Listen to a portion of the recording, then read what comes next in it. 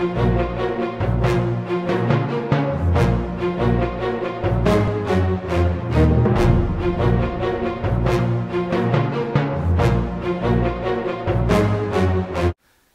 everyone, welcome to the JCast Network. I'm your host, Aaron Herman. This is my co-host, Michael Moshe Herman. He just had his bris, and we are so happy to have him part of the JCast family now. And we had the opportunity to speak to Paysach Krohn, who is an internationally known mohel, to learn about what it takes to be a mohel in the 21st century. Let's take a closer look. The bris is a fundamental part of a Jewish journey.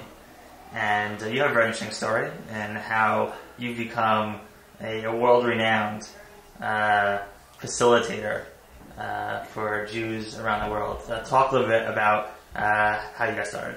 Okay. I grew up knowing that being a mohel was just the most fascinating profession because my father was a mohel and my zaydi was a mohel, and I knew both of them obviously very well. So even as a teenager, I would always go with my father on Shabbosim, and during the summer I would go with him every once in a while. But unfortunately, the way I became a mohel is not the way anybody would want to become a mohel, was that my father passed away. And I was only 21 at the time. I was in Turbadas, I was going to school, and all of a sudden when my father got ill, and we spoke, and he knew very well what was happening, I realized that I was going to have to take over the responsibility of raising my younger brothers and sisters together with my mother. As again, I was only 21, I would have to leave school and provide parnosa for the family. So at that time, my training accelerated. I went with my father every single day. I had hospital training. There were doctors that were very, very kind to me and to my father to allow me to train in hospitals. And that's when I became a mohel, actually, in June of 1966. Just this morning, I did a bris for a fellow that I did 42 years ago. And it was just fascinating to be able to do such a bris. Now, over the years, I've had fascinating places where people will hold a bris. Even this morning, the bris was in Williamsburg in a theater, in a music hall. Now, this guy's wife works for the Williamsburg Music Theater, and she wanted to have the bris there, and that was fine. I've done brising in Puerto Rico, in Bermuda, and West Point, because people, as you say, always want to have a bris because that is the beginning of the journey of Judaism. And to me, it is such a wonderful profession, and I'm so happy that now my son, Rabbi Paysach Krohn, in Passaic is a mohel, and my son-in-law, Rabbi Ephraim Pearlstein in Far Rockaway, they're continuing the tradition. And the thing that's so beautiful about it is because, especially in families that are not necessarily religious yet, they're not committed, but they're committed to the bris, and you make it a very beautiful ceremony. You speak to them about the name, and I always have the parents speak about the name, and that lends such a dignity to the bris because, as you know, when you're talking about a family member that meant so much to you, that all of a sudden there's crying and there's emotion, and the bris becomes a very, very holy event and a great way to start a little boy off on his journey of Jewish life. And, you know, with this former Soviet blocks, and you have people who are converting, and what's the process? Is it the same process as... Well, let me say two things about the Soviets. One of the aspects of the Soviet Jews was, in Soviet Russia, they were not allowed to have any bris at all. So a person could grow up as a Jewish child. Of course, he didn't practice anything because they weren't allowed to practice anything, and he did not have a bris. So then when they came to America, there were thousands and thousands that had bris in hospitals, because that's where we would do them, because obviously once a baby is 6 months or a year old, you want to do it in the hospital. That's the safest place to do it. So that was one aspect. Now, conversion is a totally different thing. These Soviets who came, they were not converting, they were Jewish people. So they needed a bris, but they needed like an adult circumcision. So the way I would do it is I would do it together with a doctor, and many times there was a urologist there. They would do the suturing, which of course you don't need by an infant, and then you would need an anesthesiologist, again, which you don't need by an infant. But for the Soviets, it was a tremendous commitment of a love of Yahadus to be able to do the mitzvah. And I have many, many stories like that of people who went through it as adults, and it was just incredible. So what's the advice you give to new parents? Because obviously, like, this is a lot's happening. Right. You know? Now, I understand, for example, that new parents will be very nervous before bris. After all, it's a little boy. He's only 8 days old. He's having an operation. There is some bleeding involved. There is medical aftercare that has to be taken care of. And especially with a firstborn child, what you have to do is you have to win the confidence of the people. In other words, to make them understand that this is something that you've done hundreds, if not thousands of times, and certainly in my case it's thousands of times, and just to let them know that, of course, their child is very, very precious and that we will give the ultimate care. Many mohels come before, certainly many mohels come afterwards, and obviously to give printed instructions, as I always do, and to be available literally 24/7 in case chas v'shalom there's ever an emergency, which there usually obviously is not, but they have to know they can get a hold of the mohel if they need him. And see that? Somebody's calling right now. Might be a new bris, but I'll tell them that, okay, no, it's my wife. I'm making a film about bris milah. Can I call you in 5 minutes? Was there a specific bris that was like, you know, as a professional, there's like the aha, like, wow, that was something special, or is that unique or different? Can you think back?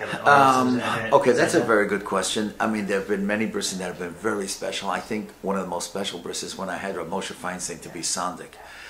You know, the mohel has to adjust the hands of the sandik to make sure that he's holding the baby properly. Do you know what it is to hold the Gadol Hadar's hands in your hands and move his hands along the legs of the baby? I had Rabbi Yashiv in Eretz Yisrael to be the sandik. I had Rab Chaim Kanievsky when I was in Eretz Yisrael. I had Rab Nosson Tzvi Finkel, the Matistov Rav here in New York. So when you have great tzaddikim, Rav Hutner was a sandik once at a bris that I did. So these are very, very special. Of course, one of the most special brises is to be able to do the bris on your own son.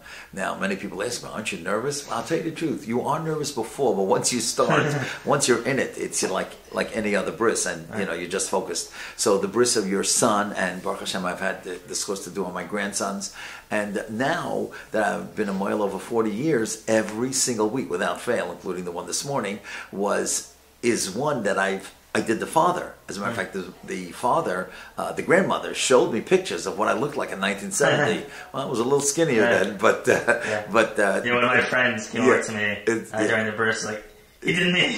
Yeah, right. Yeah, there was a guy, an unmarried guy, a Sephardi guy. Yeah, he came over to me. Right. So that's always very, very nice. And like how do you prepare? Obviously, you know, you've done this for 40 years. Is there any preparation that you do, like mentally, you mean? Mentally, or well, you know, what I try to do is when I try to speak to the parents, and you see, obviously with the religious family, they're going to have the Hebrew name. It's not a question of they're not knowing the Hebrew name; they'll know it. But you'd be surprised how many people need guidance in choosing a Hebrew name. And that's a very, very important religious aspect of the child. A name, the Gemara says, is Shmo Gorim. A name has an influence, and so therefore you want to be sure that they have a proper name. Now, for example, just this morning again, I don't know why. So many things happened at this morning's bris. I told them that parents, when they are choosing a name, they are blessed with a certain Ruach HaKodesh. That's what the Arizal says. Now, these people were not religious, and they named the baby Shalom Aharon. Now, I told them at the bris, it's incredible, because we know Aaron was Oyev Shalom, V'Royev Shalom. Now, these people had no idea. The baby was Shane Harrison. And Shane they used for, Shalom and Aaron were two different grandfathers, and they put it together. But look at that. There's a connection. And again, so that's the guidance, that's the preparation. Of course, I always send people my book. I've written a book on circumcision, which I'm very proud of. It was published by Art Scroll, and it's been republished dozens of times. And the reason that I should say that, I mean, I give out to everybody that I do a bris for, I give them the book, and Baruch Hashem, it's a very popular book, and it covers just about everything that you would want to know: Ashkenazi customs, Sephardic customs, when to do a bris when a baby's jaundiced, when not to do the bris. So it has guidance, again, with names and all the different honors. The sandik, which is the most important honor, that's usually one of the grandfathers who holds the baby before the bris. There's the Kiseh Shel Eliyahu, and the various minhagim that go on at all kinds of brises. So in the preparation, Obviously, you want to prepare the instruments, and they're always autoclaved and they're always sterile, and so that's obviously part of the preparation. You want to try to be on time if you can to be at a bris. That's very important because people can get edgy. But the preparation is really to speak to the parents, give them a feeling of confidence, and let them understand, let them ask any questions that they may want to know about the bris. But as far as your preparation, it's a question of knowing the parents, knowing where you have to go. You'll be surprised. The mohel has to be like a cab driver. He has to know the streets back and forth, you know, where to go, especially during rush hour, and you know how to get through the various You never done a streets. bris in a cab? No. Like it's Saturday Night Live. Right. That's Right. But it's a very lovely profession. There are times, you know, that it can be sad. I've had a terrible situation once in Long Island where the mother had passed away shortly after childbirth, and she was not at the bris. I mean, that was awful. I had a bris once where I walked on Shabbos. I think I walked about 8 miles. I got a ride home, obviously, after Shabbos, but the father was in Vietnam. It was a very difficult bris to do mentally because, you know, everybody was crying. Everybody knew that the father's life was in danger every single day. And here, Nebuch, he had his son, and he wasn't even going to be there. But those are, you know, exceptional brisses that I can think of just right off the top of my head. As you can see, being a mohel is a interesting job where it takes a lot of love, training, and compassion. This is Aaron Herman, and thanks for watching.